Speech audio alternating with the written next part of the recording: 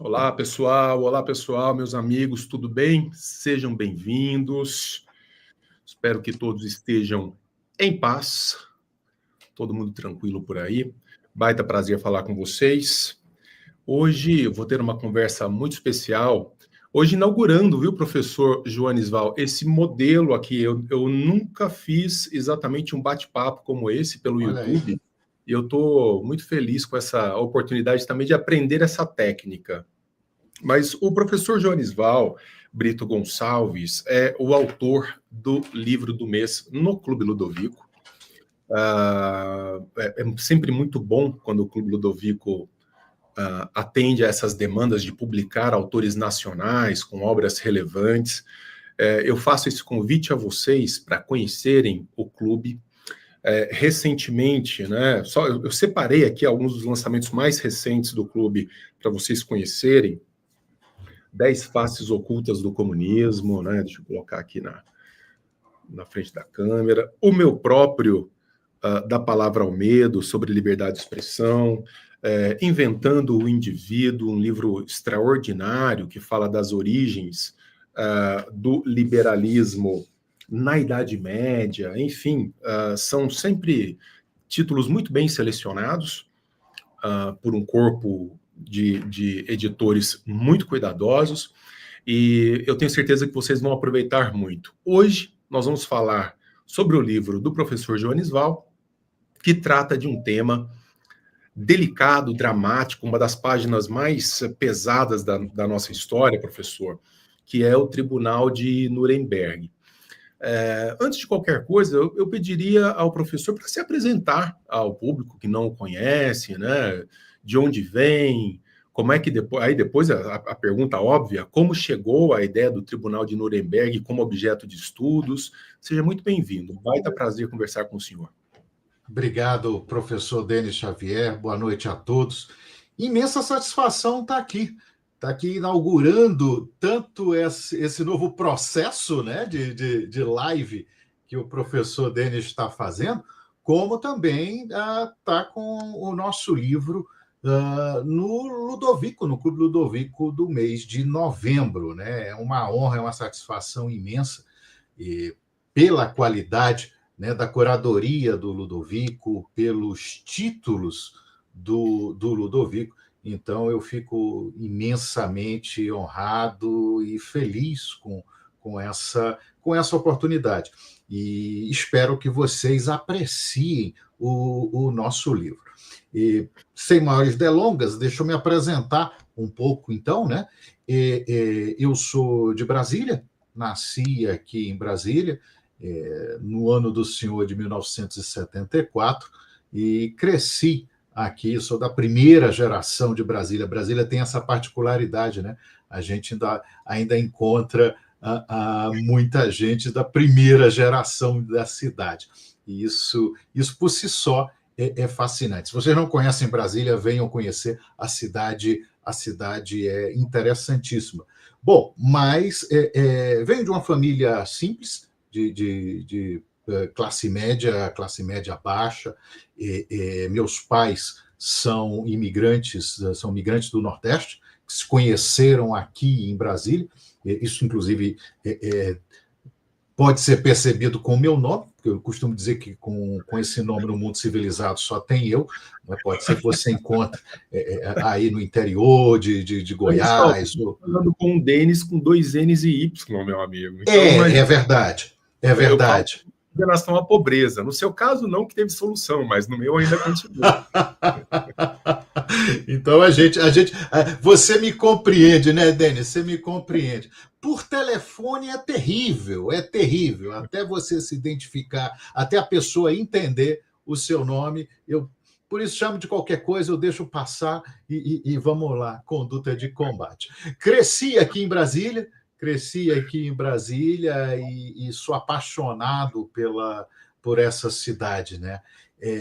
Fiz relações internacionais na Universidade de Brasília, sou do primeiro curso de relações internacionais na universidade no Brasil, que foi na Universidade de Brasília, e também cursei Direito, né? mas sou inocente, só para registrar, né? Cursei Direito aqui na faculdade privada mais tradicional, que é o CEUB, aqui de Brasília, onde vim a ser professor, né? Onde meus pais estudaram também. Então, é uma relação muito estreita com o CEUB. Se a UNB é minha alma mater, o CEUB também está no meu coração. E sempre muito interessado em temas de história, desde criança, desde muito, muito novo. Eu senti um fascínio por história, sobretudo por história pela Segunda Guerra Mundial, pelos conflitos em geral, mas a Segunda Guerra e a Primeira sempre me chamaram muito a atenção. E aí, quando concluí Relações Internacionais, o curso tinha mais ou menos 20 anos de existência no Brasil, e eu fui a terceira pessoa de Relações Internacionais a fazer o que hoje é muito comum, o tal do TCC, né? O trabalho de final de curso, que foi pela política exterior do Terceiro Reich. E aí eu já assinalava ali o meu interesse no tema. Mestrado, também na UNB, resolvi ousar, e foi ali que eu comecei a estudar o Tribunal de Nuremberg. Então, lá pelo final do século passado, né, e a gente vai se dando conta que... exatamente. No final do século passado, fiz o meu mestrado sobre julgamento sobre o Tribunal de Nuremberg, que também são aquelas iniciativas meio pioneiras, né? Coisas que alguns dizem que são de loucos, porque era a primeira vez que se trabalhava no Brasil com um tema como esse. Geralmente, em história na UNB, se focava muito na minha área, em história das relações internacionais, com integração. Era uma época de mudança muito significativa no cenário internacional, América Latina, e eu quis seguir para uma outra linha. Eu falei, eu quero estudar o Tribunal de Nuremberg.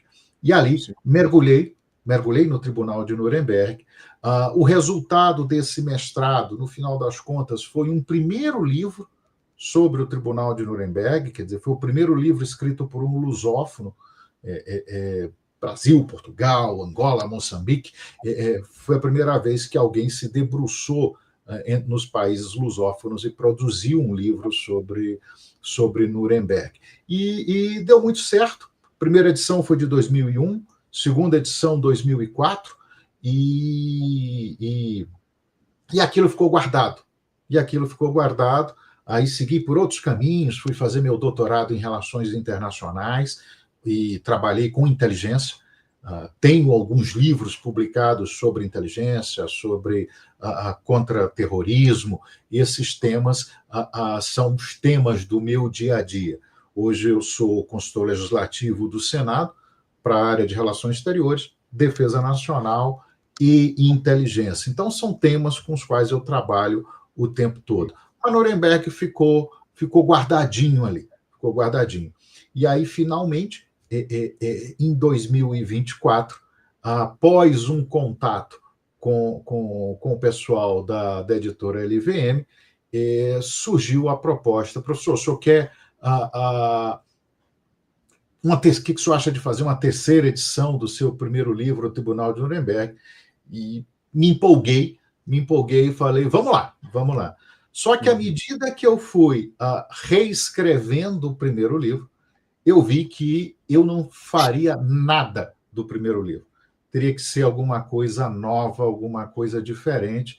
E aí é esse livro que vocês vão receber, ou já estão recebendo, do Clube Ludovico. E com isso eu já respondo a tua outra pergunta, né, Denis? O interesse por Nuremberg, o interesse por produzir esse livro, é muito interessante mergulhar na história de um episódio tão significativo, né? Um episódio que, no final das contas, é um divisor de águas. No primeiro livro, inclusive, eu assinalo isso. Se você tem a Conferência de Bretton Woods de 44 como grande divisor de água de um sistema econômico internacional, se você tem a Conferência de São Francisco né, e o final, efetivamente, da Segunda Guerra Mundial como um divisor de águas políticos, você tem o Tribunal de Nuremberg como um divisor de águas no sistema jurídico internacional. Esse foi o foco do meu primeiro livro, o Tribunal de Nuremberg. Nesse, a perspectiva foi um pouco distinta. A gente busca contar a história do julgamento. A gente busca contar a história daqueles 11 meses ou 218 dias de audiência, a partir da perspectiva daqueles que lá estiveram.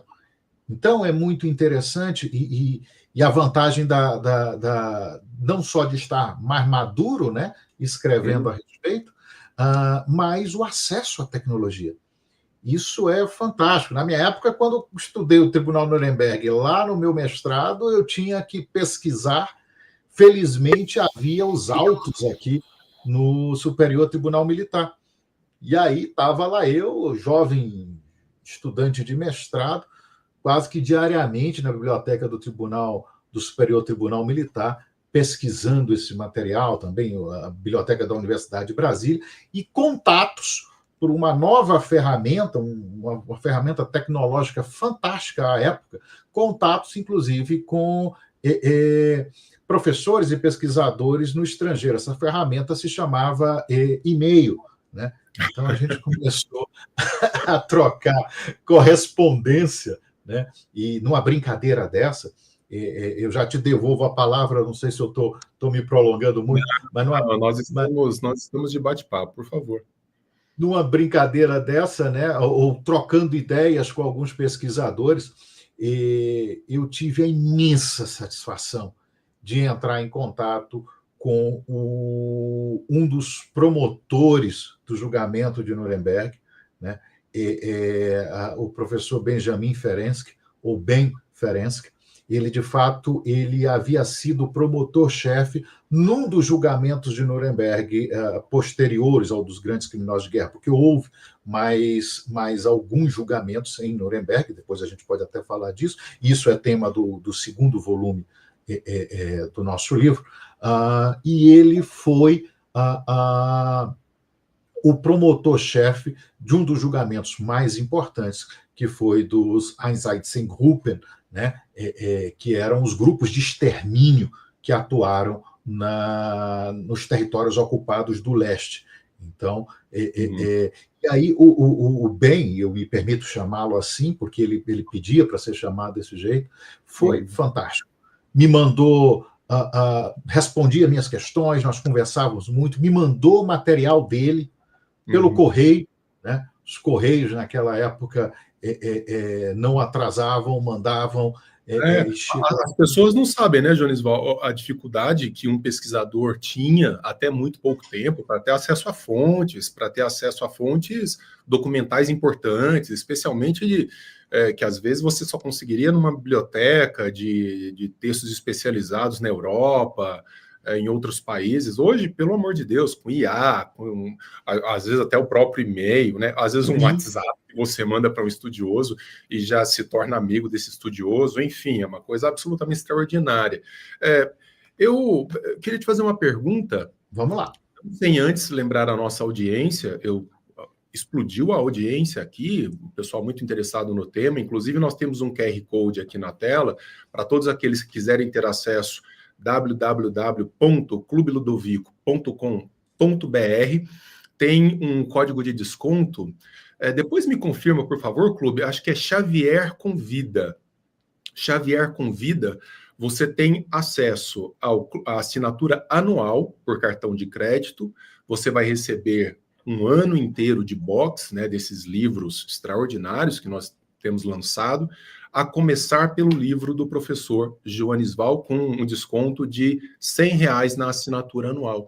Então aproveitem e utilizem esse desconto, porque vocês vão receber todos os meses preciosidades em vossas casas, num box, tem sempre um brindezinho que acompanha, interessante. Eu queria... Xavier Convida mesmo, me confirmam aqui. Professor, tem uma série que eu adoro, que é Band of Brothers. Perfeito. E que chega uma hora, acho que o senhor deve ter assistido, É, tem um determinado momento no qual, ali pelo último capítulo, que o exército norte-americano descobre ali os campos de concentração, e é uma das cenas mais fortes e impactantes que eu já vi na vida, que é aquele momento no qual o soldado americano, o exército americano, trava contato com uma coisa que ele não entendeu muito bem o que era. A cena vai um pelotão à frente, que o comandante manda, fala assim, olha, dá uma olhada na área, né, para ver se está tudo bem, e eles vão fazendo uma ronda, um soldado volta correndo para o comandante e fala, comandante, o senhor tem que nos acompanhar. O senhor tem que nos acompanhar, porque eu não sei explicar o que nós acabamos de ver. E aquilo, ver um campo de concentração. E aí eles perguntam, mas o que está acontecendo aqui? Vocês são assassinos? Vocês são bandidos? Por que vocês estão nessa situação? Do ponto de vista mais formal, talvez o Tribunal de Nuremberg seja aquele momento impactante no qual o mundo venha a ficar sabendo das principais atrocidades cometidas naquele período. Poderia falar para a gente um pouco sobre isso? Quer dizer, como é que se dá essa explosão no mundo a respeito das informações que então começam a surgir? Sem dúvida nenhuma, Denis. Antes de mais nada, esse episódio, sem dúvida nenhuma, talvez é o episódio mais marcante de Band of Brothers. É quando eles encontram um campo de concentração de Dachau. Exato. Os americanos estavam avançando ali e encontram Dachau, né, que fica na Baviera, próximo a Munique, próximo também a Nuremberg. E aí tem algumas particularidades. O réu mais importante de Nuremberg, Hermann Göring, ele se rende no dia 8 de maio, 7 e 8 de maio, quando a guerra acaba praticamente, né, o dia que é assinada a rendição alemã. Ele se rende exatamente para esse pessoal, para essa divisão, para a divisão. Que eu comento isso no livro, né? E o livro tem essas particularidades. A gente conta essas histórias. Então a gente conta o episódio da rendição dele, né? Como é que ele se apresenta. E é muito marcante porque essa divisão era uma divisão texana, né? Era uma divisão texana, e eles tinham feito a campanha do norte da África, depois eles fizeram o dia D e foram mandados, né? Fizeram a campanha na Itália, portanto, né? Depois fizeram o dia D e foram mandados para aquela região ao sul da Alemanha, né? Que é a Baviera e a Áustria. E lá eles se depararam com isso. E aquilo foi um choque imenso para todos. Parece brincadeira, mas eu me arrepio toda vez que eu me lembro dessa cena, que a gente fala nessa cena. Os americanos chegaram e não acreditavam no que estava vendo. Eles estavam vendo simplesmente cadáveres humanos se mexendo em algo que é indescritível. E eu vou já associar Nuremberg a isso. Situação parecida viveram os britânicos quando chegaram ao norte, né, em Bergen-Belsen, e também os soviéticos quando vieram avançando do leste. Nuremberg é tão importante, se fosse só por isso o julgamento já seria fundamental, porque é em Nuremberg que se revela ao mundo as atrocidades do Holocausto. Tem um episódio muito marcante, que a gente também conta no livro, um episódio muito marcante no início de dezembro de 45. Abro um parênteses aqui. A escolha da data de hoje foi magnífica, porque exatamente há 80 anos, no dia 20 de novembro de 1945, se iniciava o julgamento de Nuremberg. Jonisval, eu não posso deixar de fazer esse registro. Nós estamos falando de uma coisa que aconteceu ontem. Foi exatamente. Exatamente. Isso me assusta muito, porque as pessoas tratam desses assuntos, né, como se nós estivéssemos falando de algo no passado muito longínquo. Foi ontem. Foi ontem. Há 80 anos. Foi ontem. Está cheio de gente viva aí andando entre nós, que estava aí tocando a sua vida, quando foi instalado o tribunal para julgar essas atrocidades. É inacreditável. E o mais, se me permite o termo mais louco disso tudo, Denis, é que hoje a gente se depara com pessoas, primeiro, negando o Holocausto, pessoas desconhecendo aquilo que aconteceu, e mais ainda, a gente começa a ver, a perceber uma onda de antissemitismo pelo mundo ou pelo Ocidente, inclusive aqui no Brasil, o que é surreal. A gente vê a autoridade pública, eu não vou citar nenhum nome, mas propondo boicote a lojas de judeus. É inacreditável. Isso aconteceu há 90 anos na Alemanha. Há 90 anos isso estava acontecendo. Eu conto alguns episódios sobre isso no nosso livro também. Para fechar essa questão desse episódio em Nuremberg, no início de dezembro, os americanos estavam apresentando a acusação e, de repente, naquele dia, eles interrompem, eles dizem, agora nós vamos mostrar um filme. E aí as luzes se apagam e começa a exibição desse filme. E que filme era esse? Era o filme dos campos de concentração. Era o filme que os aliados fizeram quando libertaram os campos de concentração. E, de novo, me arrepiei, porque a gente se transporta para aquilo tudo. Foi um choque para todos na sala de audiência, foi um choque para a humanidade. O filme foi tão impactante que Lord Lawrence, que era o presidente do tribunal, quando acabou o filme, e a gente conta isso no livro também, a história é muito, o livro é muito narrativo de tudo que aconteceu. Quando acaba a exibição do filme, você tem um silêncio absoluto na sala de audiências, podia cair um alfinete que escutariam.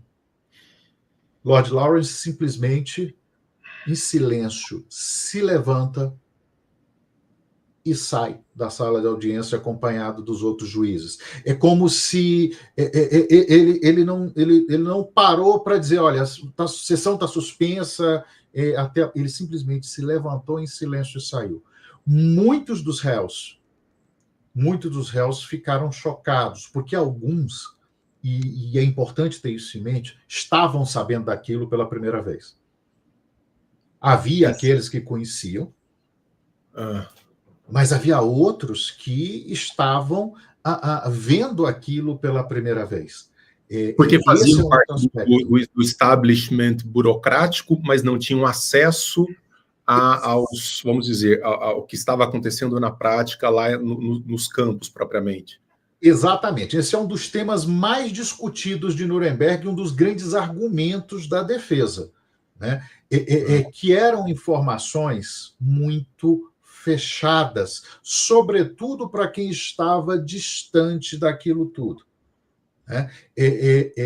É óbvio que um Hitler sabia disso, um Himmler sabia disso, mas alguns réus ali não tinham noção, outros se diziam não ter, e aí, ao longo do julgamento, eles são expostos e fica evidente que sabiam, e outros ainda, aquilo foi tão chocante, e eu vou citar um dos réus, por exemplo, e no nosso livro a gente também se preocupa com isso, uma parte do livro é apresentando os protagonistas, não só os réus, como os promotores, os juízes, né? Essa é uma parte interessante, porque não é só sobre o julgamento de Nuremberg. Sim. É a história daquelas pessoas e daqueles acontecimentos que marcaram a primeira metade do século XX. E só para puxar aí, um dos réus, que era o Schacht, Hilmar Schacht, que foi o grande gênio, o mago da economia alemã da primeira metade do século XX, o Schacht tinha uma particularidade. Quando está sendo exibido o filme, ele simplesmente se vira e fica de costa para o telão. Ah, caramba. Agora, tem mais um detalhe que a gente conta sobre ele no livro que pouca Quem fez gente isso não... recentemente foi aquela mocinha, Greta Thunberg, Ah, quando eles foram, quando eles estavam querendo entrar ali na faixa de Gaza e que foram uhum. recolhidos, né, até para proteção deles, o governo de Israel falou assim, não, vem cá, Tem a ver, né? colocaram numa sala e falaram assim, deixa eu mostrar os vídeos que nós temos daquele ataque do Hamas. E eles fecharam os olhos e viraram a cara. Perderam Perfeito. uma oportunidade Exemplo, de um pouco mais à frente, né? exatamente a comparação está perfeita. A comparação está perfeita. E aí, no caso do char, tinha mais uma particularidade. E aí, os 24, no final das contas, 21 réus, isso é muito interessante conhecer cada um. O Chart tinha vivido os últimos meses da guerra em um campo de concentração. Porque ele sempre se mostrou muito, sobretudo a partir de 38, melhor dizendo, ele se colocou contra as políticas dos nazistas e foi dispensado por Hitler em 38, ficou como ministro sem pasta até 43, mais ou menos, né? E em 44 ele foi considerado suspeito de um evento que a gente trata ao longo do livro todo, o atentado de 20 de julho de 44. Foi aquele último atentado contra Hitler, né? Aquela bomba que foi colocada embaixo da mesa de reuniões dele.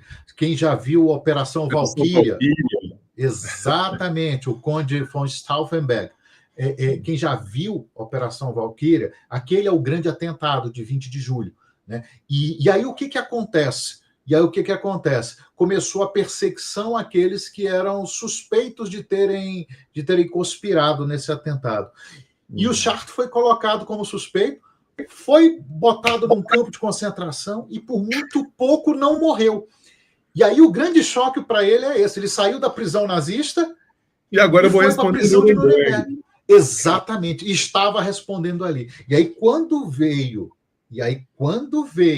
o filme dos campos de concentração, aquilo foi chocante para ele. Aquilo foi chocante. Né? Mas é claro, houve outros réus que taparam o rosto, que se afastaram, mas eu acho que o mais marcante é sobre isso. E é disso que a gente vai citando no livro. São essas curiosidades, essas particularidades, porque a gente buscou os relatos de quem viveu aquilo. As nossas fontes, e que hoje a gente tem acesso, como você havia falado antes, você havia comentado, poxa, quando o Joanisval, o jovem, fez a pesquisa de Nuremberg lá há quase 30 anos, acessar essas fontes era impossível. Hoje, a gente tem online. Você consegue os autos do julgamento de Nuremberg online. Que maravilha isso. Você consegue os áudios, você consegue escutar. E em alguns momentos há vídeos também, então você consegue ver as expressões. E o que eu fiz? Eu fui nessa documentação primária, e aí busquei, reli, foi mais de um ano trabalhando nisso, os 22 volumes de autos, né, são 22 volumes de autos de 600 páginas, mais ou menos, né, que ali é o dia. Fui em outros documentos acessórios, tem a denúncia, né, a peça inicial de acusação americana, ela está em 8 volumes, está numa coleção de 8 volumes também, dessas dimensões. E uma série de outros documentos acessórios. E também busquei privilegiar, para produzir esse livro, as biografias e relatos de quem assistiu aquilo. Vocês vão ver agora que deve sair o filme Nuremberg, né, com o Russell Crowe. A gente não ganha nenhum jabá para fazer essa propaganda, não. Mas conta ali a história de Goering e de um dos psiquiatras da prisão, que é o Dr. Kelly. Né? E aí, o que eu busquei fazer? Eu busquei os relatos dessas pessoas. Então, do Dr. Gilbert, que foi o psicólogo que acompanhava aquilo tudo, judeu, falava alemão, e havia muitos judeus em Nuremberg, havia muitos judeus em Nuremberg, e o Gilbert, ele tinha um contato quase que diário com os prisioneiros também. E ele ficava assistindo na sala de audiência o julgamento e tomando notas. E aí depois ele produziu o Diário de Nuremberg, e eu me foquei muito no diário, porque é o interessante, ele conta as impressões no momento da sala de audiência, que estava acontecendo a audiência. Ele conta as impressões na cantina, quando os presos, os réus, iam almoçar, iam jantar. Ele conta as impressões dele depois que ele ia para a sala, depois da audiência, que ele ia para as celas conversar com os réus. Então, a gente buscou juntar tudo isso. Relatos dos próprios réus que não foram executados, né? Nas memórias, as memórias do almirante Dönitz são fantásticas, são fantásticas. Eu conto num trecho das memórias dele, onde ele se justifica o porquê que, depois da morte de Hitler, né, a partir do 1º de maio, 1º de maio, ele assume Dönitz como presidente da Alemanha, e ele fica 3 dias no poder ainda. Aí ele conta por que ele postergou, né, a rendição. E é muito interessante o relato. À medida que eu ia lendo o relato e imaginando ele contando aquilo, é uma experiência fantástica. Então, eu fiz essas memórias. Né? Eu sempre que eu falo desse assunto especificamente, sempre me vem uma coisa no estômago, sabia? Aí eu teria 50 perguntas para te fazer. Eu tenho uma que estava fora do script, mas eu preciso fazê-la, só que não sem antes. Deixa eu exibir aqui o comentário do Clube Ludovico. Olha lá, ótimo, vamos lá. Especial de R$100 no valor total da anuidade do clube. Assinatura anual na modalidade de cartão de crédito com esse cupom aqui. Xavier convida. Então, vocês entram em clubeludovico.com.br. O livro do mês é o livro sobre o qual nós estamos falando aqui. Depois eu vou falar, quero saber o porquê do título. Você pode ter acesso por meio desse QR Code aqui também ao site. Você usa esse cupom. Bom, eu não preciso nem dizer da maravilha que é o livro que nós temos esse mês. Professor, do ponto de vista do historiador, desse que investigou os documentos em primeira mão, nós estamos falando de um corpo de psicopatas ou nós estamos falando, mais ou menos, para usar uma expressão da Hannah Arendt, da banalidade do mal que se instaura por meio da burocratização da destruição do outro, coisa que nos ronda sempre. Sempre. Porque às vezes a gente está falando de alguma coisa do tipo, não, isso não volta a acontecer porque foi um momento de loucura, de psicopatia, ou o que nós temos ali são homens agindo como homens, mas levados ao limite da coisificação do adversário, da coisificação do outro. Denis, essa é uma questão interessantíssima e esse foi um dos eixos motivadores da nossa pesquisa, e eu trato disso também, desculpe se estou parecendo redundante, mas eu toco nesses pontos em vários momentos, nesse ponto em vários momentos do livro. Essa é uma pergunta de $1 milhão e que permaneceu. Para responder, primeiro, é interessante conhecer os relatos dos psiquiatras e psicólogos que participaram daquilo, né? E as opiniões deles se dividem. Você tem você tem o Gilbert, que tem uma percepção, o Kelly já tem outra, né? E nós temos o Goldenson, que tem o livro dele está publicado em português, e eu usei muito, que foi o psiquiatra que substituiu o Kelly, porque ele vai embora no início de 46, né? Então as percepções são variadas. E para continuar essa resposta, a partir do momento que a gente mergulha nessa história, e eu fiz questão de buscar entender o perfil de cada um desses réus, isso é fundamental. Foi inclusive uma discussão interessante que a gente teve com os editores, né? Eu falei, gente, não dá para entender Nuremberg, não dá para entender a Segunda Guerra Mundial, não dá para entender o Holocausto, não dá para entender o nazismo, e não dá para entender tudo isso que a gente está vivendo hoje se nós não conhecermos o perfil dessas pessoas. Então, a primeira parte desse primeiro volume de O Crepúsculo dos Deuses, ela é voltada a analisar também o perfil dos réus. Então, respondendo objetivamente à tua questão, havia psicopatas? Sem dúvida nenhuma. Sem dúvida nenhuma. Mas a Hannah Arendt foi muito feliz a cunhar essa expressão da banalidade do mal, porque o que se viu na Alemanha entre 33 e 45, e que se viu também na União Soviética, desde da famigerada Revolução Bolchevique de 17, até pelo menos o fim do stalinismo em 53, é exatamente pessoas comuns que são absorvidas, eu não vou dizer nem cooptadas, mas são absorvidas por essas ideologias, por essas falácias, e você vê um homem comum que é o seu vizinho e que passa a ser um guarda de um campo de concentração. Isso é uma... É interessante que, ao longo os depoimentos são muito marcantes. Nós tivemos mais de 90 testemunhas em Nuremberg arroladas pela defesa e pela acusação.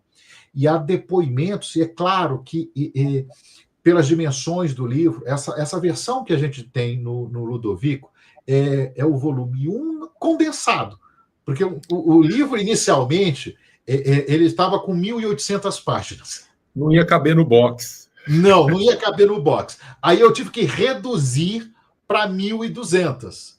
Mas, mesmo assim, estava grande ainda. Aí eu tive que reduzir para 700. Mas estava enorme ainda. Aí a proposta com a editora foi exatamente... Então, a gente divide em dois tomos, e aí o primeiro ficou...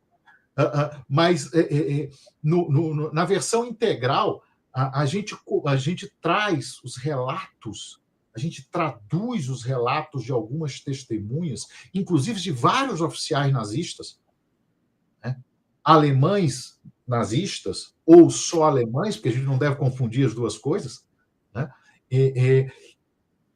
Que narram com uma frieza e uma tranquilidade atrocidades que seriam inconcebíveis e que Nuremberg mostra ao mundo, porque não se imaginava que alguém poderia cometer aquilo, né? Que narram com uma frieza. E aí você vai ver quem era esse sujeito antes. Ele era uma pessoa comum.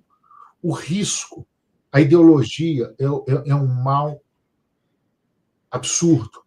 E o que a gente vivenciou nos últimos 150, 200 anos, se a gente pensar nas revoluções de 1848, se a gente pensar nos últimos 200 anos, a partir, vamos pegar como um marco, por exemplo, o Manifesto Comunista, a partir daí, a gente vê essa massificação da banalidade do mal. Uhum.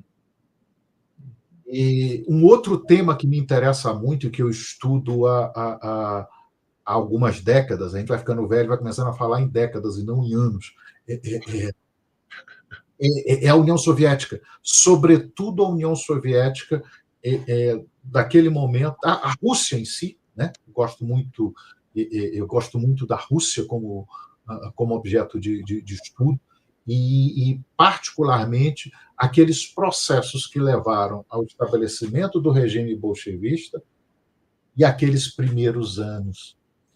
E a gente tem que tomar muito cuidado, porque, como você bem disse, isso foi ontem, mas a gente vê isso voltando a acontecer, com novas roupagens, mas voltando a acontecer.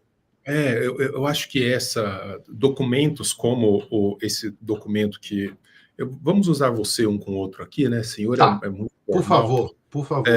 esse documento que você produziu, Joanisval, carrega essa importância. O fato de não saber abre muitas portas para antigos demônios que estão sempre à espreita.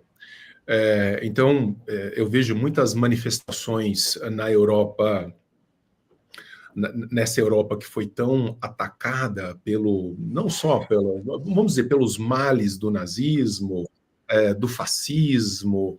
Em todo lugar que você anda tem uma lembrança, tem um ponto de referência, como eles dizem, para que não se repita, para que não nos esqueçamos, e especialmente para essa população mais jovem, mas não só aquela que não teve acesso a essas informações, nos bastidores, do modo como uma coisa muito rapidamente sai do controle. Sem dúvida. Uma dimensão avassaladora, que de repente, quando você pisca, quando você acorda, aquela ameaça se torna uma coisa concreta e de repente... Rápido. É rápido demais, é muito, muito rápido. Então, para não se repetir, a forma é essa, é a produção de textos sérios, como o seu, históricos, bem documentados, interessantes, exatamente para que a gente mantenha viva essa chama, para que não tomemos caminhos que estão sempre aqui, para todos os lados, aparecendo a todo momento, como alternativas para a resolução dos nossos problemas, alternativas que não são alternativas. E daí eu aproveito para fazer uma outra pergunta, que já estava mais ou menos por aqui, e eu acho que é uma dúvida de todos nós. Quantos réus houve no tribunal e por que da escolha desses réus numa miríade de nomes possíveis, né? Como é que se deu essa escolha, professor? Fantástica pergunta também.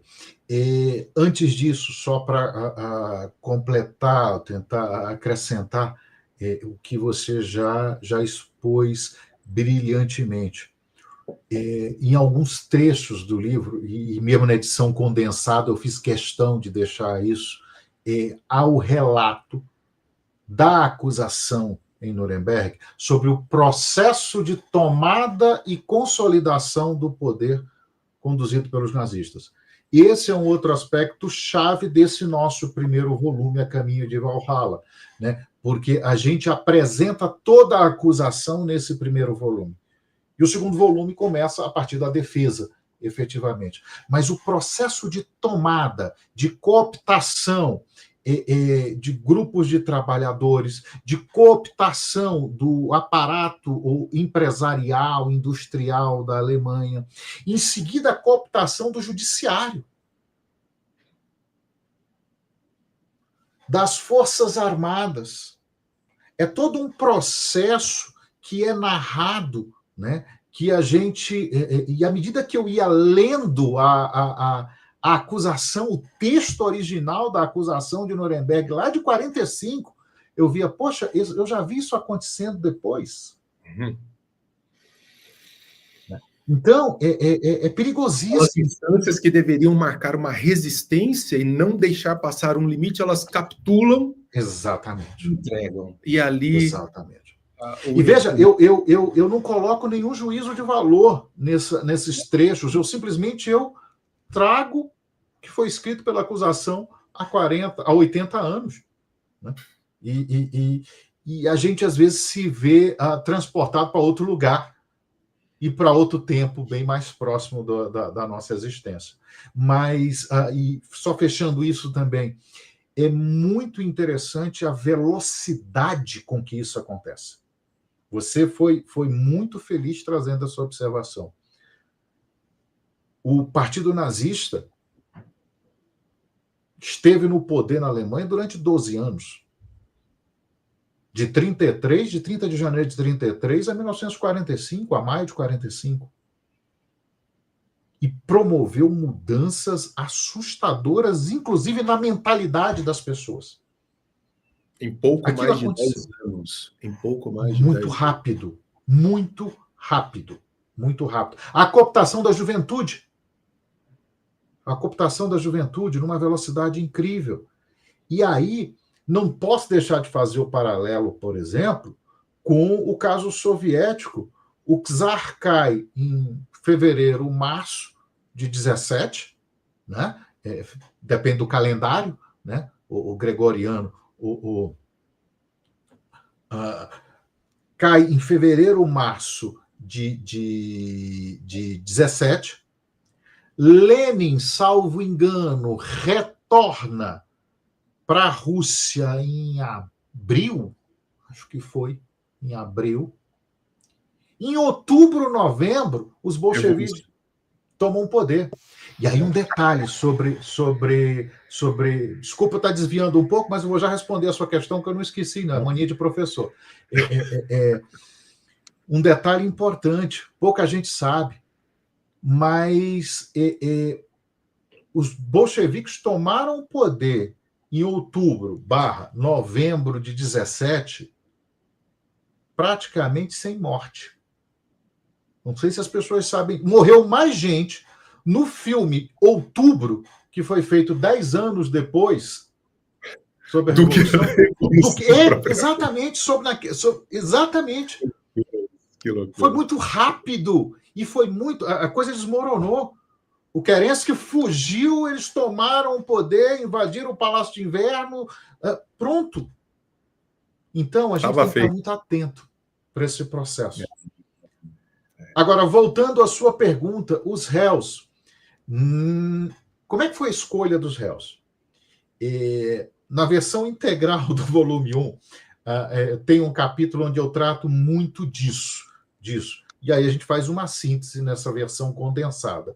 Mas tem um primeiro episódio na Conferência de Teherã, em 43. Minto, foi na Conferência de Yalta, em 45, no início de 45, que estavam Roosevelt, Stalin e Churchill reunidos. A guerra estava praticamente acabada, né? E eles se reúnem ali para começar a fazer a partilha do espólio do eixo depois da guerra acabada. E aí, num daqueles brindes, né, a tendência era muito grande a que se levasse alguns a julgamentos. Mas aí Stalin faz um brinde e propõe que nós possamos logo enforcar 50 mil alemães. Churchill fica muito bravo com aquilo e levanta daquilo. Eu não admito, o Império Britânico jamais vai admitir a execução sumária de 50 mil pessoas desse jeito e tal. E fica aquele clima tenso. E aí Roosevelt, que tinha muito jogo de cintura, intervém e diz assim: não, então vamos fazer o seguinte, a gente não vai, a gente vai executar só 49 mil. Aí todo mundo começa a rir e tudo, mas era assim. E aí foi lançada a sementinha da necessidade de um tribunal internacional. Os americanos gostaram da ideia. Churchill estava meio relutante, né? E aí Stalin percebeu que um tribunal seria interessante porque ele podia repetir os julgamentos espetáculos de Moscou, dos expurgos de 36 a 38. Porque no regime stalinista, aquele tipo de julgamento, né, era o grande evento para provar o poder do Estado, como aqueles culpados, antes mesmo de serem denunciados, aquelas pessoas já eram culpadas, admitiriam a culpa e exporiam o que o sistema queria. Espetáculo, né? Num grande espetáculo. Exatamente, eram chamados de julgamentos espetáculos, né? Julgamentos espetáculos de Moscou. E aí Stalin gostou da ideia. E aí, ao longo a guerra avança, 8 de maio ou 9 de maio, porque para os soviéticos é 9. Você vai ver que os russos vão sempre comemorar o 9 de maio e tem razão por isso. A guerra acaba na Europa e aí eles começam a se organizar, fazem uma conferência em Londres em julho e agosto para decidir quem seriam os réus. E aí a gente relata um pouco disso, havia uma discussão enorme sobre quantos réus, quem seria réu, porque Hitler estava morto. É verdade. Goebbels, que era o seu sucessor, né, estava morto também, o ministro da propaganda. Himmler, o senhor absoluto da SS, também estava morto. E aí eles começaram a buscar quem seriam os réus. Esse foi o tema mais difícil. A conferência, que era para ser rápida, a Conferência de Londres, para estabelecer as bases do tribunal, ela começou em julho e ela só acabou na segunda semana de agosto. E por que ela só acaba? Ela acaba na segunda semana de agosto por pressão de Moscou. Stalin falou: vocês vão resolver isso. E aí deu ordem para os seus delegados na conferência, eles resolveram. Mas os réus ainda não tinham os nomes, eles ainda não tinham chegado ao nome e o número de réus. Isso só vai acontecer pouco antes, aí em outubro, pouco antes da entrega da denúncia. Foram 24. Essa é outra pergunta fantástica. A denúncia, quem não for da área de direito, denúncia é a peça inicial de acusação, né? Onde eu digo quem são os réus, quais os crimes que eles cometeram. Então, na denúncia, havia 24. Obrigado, italiano descomplicado. Aí o pessoal que quer aprender italiano vale conhecer o trabalho da professora Ana Luísa, minha professora de italiano, e recomendo. Eu sei que Denis estudou na Itália. Obrigado. Denis estudou na Itália. Denis tem nacionalidade italiana também, não? Sou um apaixonado. Fiz meu doutorado lá, fiquei 3 anos na Itália estudando na Universidade de Macerata, enfim, escrevi minha tese em italiano, foi uma festa. Fantástico. Isso vale uma outra live, hein, para a gente falar disso. Como não? Eu acho que aqui a gente vai ter que fazer umas 10, na verdade. Muito bom. A denúncia tinha 24 nomes. E esses nomes, eles foram pensados de maneira muito diferente. O que se buscava ali aí entra um outro nível de Nuremberg, o simbolismo de Nuremberg. Eles buscavam trazer ali representantes dos vários segmentos da sociedade alemã que apoiaram o nazismo. Alguns nomes eram naturais. Hermann Göring, o sucessor de Hitler até pouco antes da morte de Hitler. Göring, que tinha sido ás da Primeira Guerra Mundial, era uma das figuras mais marcantes e, sem dúvida nenhuma, era a maior liderança no Terceiro Reich depois de Hitler. Göring era natural. E Rudolf Hess se levantou a questão. Rudolf Hess era aquele que havia sido adjunto de Hitler no Partido Nazista e que, em 1941, pega um avião e vai sozinho para o Reino Unido, salta de paraquedas no Reino Unido para tentar negociar a paz com os aliados. A gente conta a história de Rudolf Hess e de como ele fez isso no nosso livro também. Outras autoridades, como o ministro das Relações Exteriores, Ribbentrop, né, que nada mais era do que um vendedor de champanhe. A gente conta um pouco da história de Ribbentrop também. Esses nomes eram nomes naturais, mas havia outros, por exemplo, como uma vez que Himmler estava morto, eu precisava de alguém que simbolizasse a SS. Aí o que eles fizeram? Eles pegaram um número 2, e que certamente tinha culpa no cartório, que era Kaltenbrunner. Kaltenbrunner era o número 2, vai ser colocado ali. Alguns militares também, né? Mas esses nomes foram que meio pincelados também em razão de quem eles tinham à mão ali. E aí é interessante, por exemplo, que os soviéticos estavam protelando demais e chegou um momento em que estavam dificultando o início do tribunal, do julgamento, e aí os americanos disseram, bom, se vocês não quiserem, a gente vai fazer aqui nós. E aí vocês julgam os seus criminosos de guerra, e a gente vai julgar os nossos aqui. Só que os soviéticos só tinham 2 figuras que poderiam ser considerados grandes criminosos de guerra.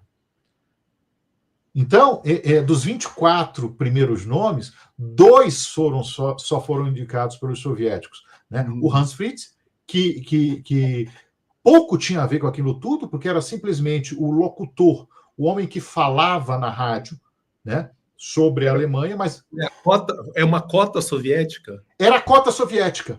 É bizarro isso, né? Bizarro. Era a cota soviética. E o grande almirante, que havia sido o antecessor do almirante Dönitz, né, que estava preso na mão dos soviéticos. Né? Então, os soviéticos disseram, nós temos esses dois aqui, vão esses dois. E aí a gente tem isso, 24 nomes. Mas a história não para por aí, porque a denúncia é de 24 nomes. Mas, no final das contas, só 21 desses nomes serão julgados em Nuremberg. Mas aí, Denis, eu vou deixar para o pessoal ler no livro ou na nossa imersão por que aconteceu com 3, né, que não estavam no banco dos réus. E uma outra particularidade. Saíram de férias. O que aconteceu com esses 3? Você vai conhecer lá no nosso livro. Só mais uma particularidade que foi uma inovação de Nuremberg. Organizações foram levadas a julgamentos. Para quem da área de direito, se assusta, né? Por quê? Eles pegaram 7 organizações, ou dependendo do cálculo, 6, né? O corpo de dirigentes do partido nazista, a SS, e aí junto com a SS, por isso que eu disse 6 ou 7, tem o SD, que era o órgão de inteligência da SS, a Gestapo, que no final das contas também pertencia à SS, que era a polícia política, a SA, né, que eram as duas forças, a SS e a SA, que sustentavam o nacionalsocialismo,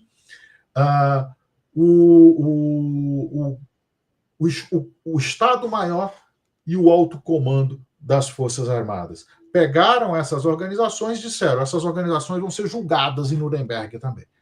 E aí o que é louco é o seguinte, chegaria um momento que se você tivesse sido membro... e o Partido Nazista, isso. Se você tivesse sido membro do Partido Nazista, em algum momento, você estaria sujeito a ser julgado como criminoso de guerra.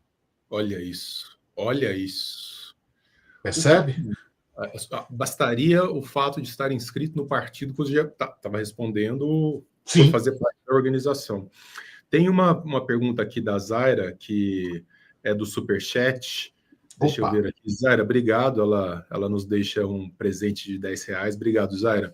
Boa noite a todos. Uma dúvida. A Alemanha nazista também não tinha um juiz que conduzia julgamentos bem sensacionalistas? Sem dúvida nenhuma. Obrigado pela pergunta, Zaira. Sim, tinha. Agora me deu um branco no nome dele, eu estou vendo ele aqui na minha frente, não é o professor Denis, não, mas esse cidadão foi um dos primeiros, uma das figuras mais marcantes. Você vai ver muito documentário sobre ele na internet. E ele serviu de referência para o poder judiciário na Alemanha nazista. Ele era um nazista fanático, vou lembrar do nome dele daqui a pouco, e ele conduziu uma série de julgamentos em nome do partido, né, e do regime. E aí tem um episódio muito marcante que, por exemplo, os julgamentos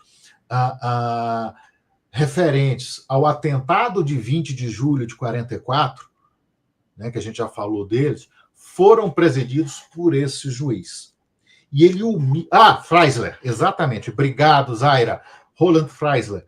E o Freisler, ele conduzia de uma forma muito agressiva esses julgamentos, né? Intimidadora. E os julgamentos, por exemplo, dos acusados de terem participado da tentativa de atentado de assassinato de Hitler, eles transformavam em espetáculos, como foram os espetáculos, julgamentos espetáculos de Moscou. Então, colocavam, inclusive, os réus, que, em sua maioria, eram generais da reserva, políticos de renome, botavam, por exemplo, com roupas maiores do que o tamanho deles, para que ficasse aquela coisa desengonçada, amarrada com cordão, né? E humilhavam esses homens. A história do Freisler, eu penso até em mais adiante escrever alguma coisa a respeito, porque ela é muito significativa para a gente ver a participação do judiciário em regimes totalitários. Uhum. E aí tem um detalhe. Freisler nunca foi levado a julgamento por uma razão muito simples. No final da guerra, enquanto ele presidia um julgamento, houve um bombardeio onde ele estava, salvo engano era em Berlim, houve um bombardeio aliado e o prédio caiu em cima dele e ele morreu. Julgando, no julgamento.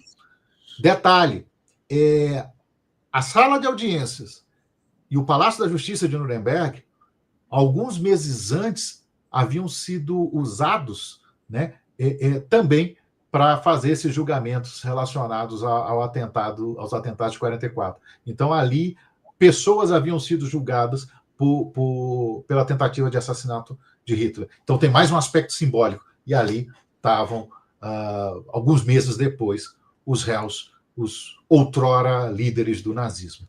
É incrível, incrível. Pessoal, até por uma combinação com o professor, eu vou até exibir esse comentário, poderiam estender a live até meia-noite, que live maravilhosa. Olha, obrigado. É muito instigante, é de uma beleza extraordinária, ainda que marcada por uma profunda tristeza, né? Uma das páginas mais terríveis da história da humanidade.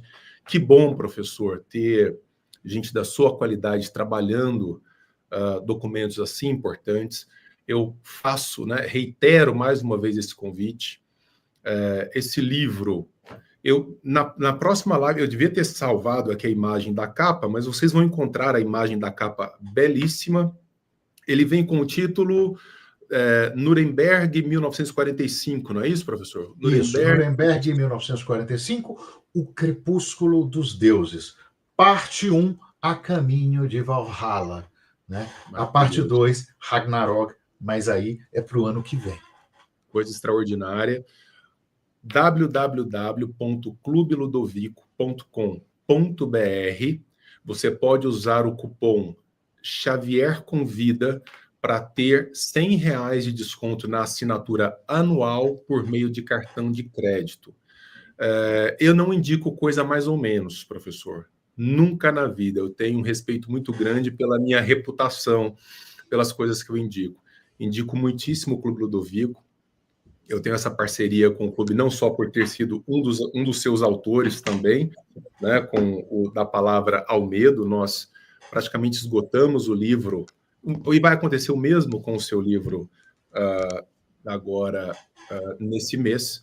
Desejo muito sucesso nesse percurso com o seu livro e queria agradecer demais a oportunidade dessa conversa. Nós vamos ter uma imersão sobre esse tema com o professor no último fim de semana desse mês, no sábado à tarde, domingo à tarde. Depois a gente vai anunciar tudo direitinho na página do Ludovico, na minha página pessoal, tá aqui descrita também, na página do professor, @prof.joanisval. Nós vamos continuar falando sobre esse tema. Assinem o Clube Ludovico. Se não fosse pelos 12 livros do ano, bastaria esse, porque eu tenho certeza que vocês vão gostar muitíssimo. Professor, muito obrigado, foi uma honra, tá?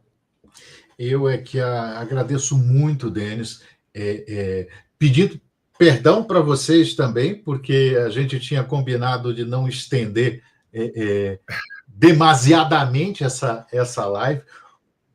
O tema é instigante e a gente falaria disso por mais umas duas ou 3 horas, mas cansaria vocês. No final das contas. Eu só tenho que agradecer, como o professor Denis já assinalou, conheço o Clube Ludovico. Olha aí. O Tales de Mileto, ele sempre aparece ao final para dar uma saudação, professor. Muito bom, muito bom. Thales... Ele está sempre por aqui, o Thales. Thales tem que estar presente. Agradecer a vocês por estarem neste dia, né? Para nós aqui no Brasil um feriado, né? Para nós é um feriado, mas lembrem-se que foi há 80 anos que tudo isso começou. E aí eu aproveito para lembrar também que no nosso site, tem uma página na internet que durante muito tempo está mais ou menos um ano parada, mas hoje eu voltei com ela, né? E hoje eu publiquei um texto pequeno sobre essa efeméride, sobre os 80 anos do início do julgamento Nuremberg, e ali eu coloquei um trecho do livro também, um trechinho, onde a gente conta como é que foi o início, o início na primeira audiência do julgamento. O meu site é www.joanisval, esse nome que vocês veem aí, no mundo civilizado só tem eu, www.joanisval.com, ou também você pode botar www.frumentarios.com. Mas eu acho que, por mais incrível que pareça, vai ser mais fácil se você colocar Joanisval, né? Joanisval é muito mais palatável. Exatamente. Entendi. Então, se você der uma olhada lá, você vai ter esse pequeno textinho sobre o início do julgamento e vai ter uma palhinha de um pequeno trecho do nosso livro também. Convidar vocês a conhecerem o nosso canal no YouTube, é Joanisval BSB, tudo junto, BSB de Brasília, né, o código do aeroporto de Brasília, Joanisval BSB, e ali tem um vídeo também mais antigo sobre o julgamento de Nuremberg, tem vídeos tem umas lives que eu fazia sobre diversos temas de relações internacionais, história, Segunda Guerra Mundial. Quem sabe eu não reativo isso também. E obrigado, Denis. E tem um vídeo que foi uma pequena aula que eu fiz sobre o campo de concentração de Auschwitz, com algumas imagens. Então, quem quiser, é um tema pesado, mas quem quiser conhecer um pouco mais, vale a pena. E, de novo, convidar vocês para o Clube Ludovico, convidar vocês a conhecerem esse nosso livro, esse tema, que, independentemente do autor, eu gosto muito do autor, porque eu conheço o autor há 50 anos, mas, independentemente do autor, é um tema que nós temos que conhecer, e entendo que nós temos que manter acesa essa chama diante de tudo aquilo que a gente tem visto, de negação de acontecimentos que se deram há 80, 90 anos. Ali ao lado, né? De percepções e narrativas que colocam de lado a condição humana, né? De ideologias que massacram o indivíduo. Isso é terrível. Liberdade é um bem preciosíssimo, e se nós pusermos a liberdade em xeque, o risco é altíssimo de não reavermos em pouco tempo. Na Alemanha foi preciso uma guerra para acabar com o nazismo. Na União Soviética, foram 70 anos para aquilo começar a desmoronar. Então, esse livro acima de tudo, uma contribuição nossa para essa reflexão sobre a condição humana, e há muitos momentos ali em que eu me emocionava ao escrever, sobre a condição humana e sobre a banalidade do mal. Eu acho que a gente pode encerrar de novo. Eu sou muito prolixo, professor, advogado, trabalho no meio político, a gente fala muito, mas é fundamental que a gente mantenha essa percepção e essa reflexão sobre a condição humana e a banalidade do mal. Então, novamente, obrigado, professor Denis. Quem sabe adiante a gente não faz outra live. Parabéns. Comovente, belíssimo. Muito obrigado pelo seu trabalho, e certamente vamos voltar já em breve, mas espero também que num tempo mais alargado. Obrigadíssimo, obrigado a todos que estiveram aqui com a gente, foi um prazer, e a gente se encontra na próxima. Obrigado, até a próxima. Um abraço, gente, até mais.